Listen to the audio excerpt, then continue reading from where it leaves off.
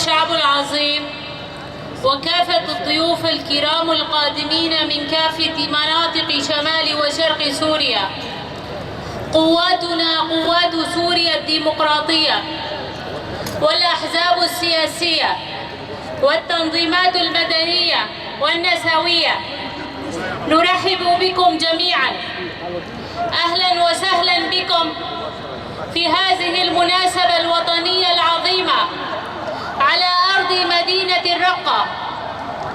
في البداية وقبل كل شيء ومن هذا المنبر المقدس نستذكر جميع شهدائنا الأبرار الذين لهم الفضل الأكبر لتحرير هذه المدينة وتحرير كافة مناطق شمال وشرق سوريا من براثن إرهاب داعش.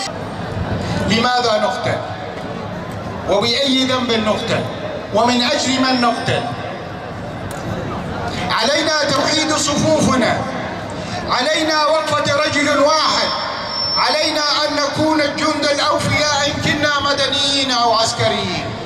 فمن يقتل هو سوري، ومن يهجر هو سوري، ومن يفنى هو سوري، ومن هو معتقل فهو سوري. نحن الذين حافظنا على وحدة سوريا أرضا وشعبا، ولكننا نتطلع إلى دستور سوري شامل للجميع يحفظ حقوق وواجبات كل المكونات، وأن يتساوى فيه الجميع أمام القانون.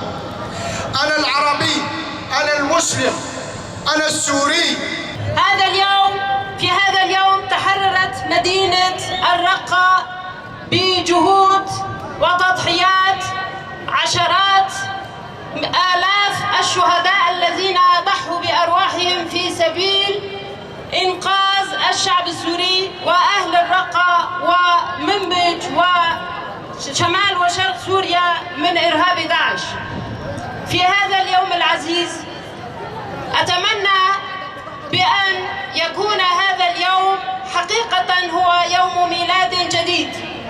نعم، حققنا عملية التحرير معا نحن وقوات التحالف، والآن ومنذ عدة أعوام نحن نسير في عملية البناء، عملية إعادة التغيير. قطعنا كافة الإمدادات العسكرية لدعم القوات داعش. بتكاتفكم وتضامنكم بكافة عشائر العربية والكردية بدأنا بتحرير مدينة الرقة.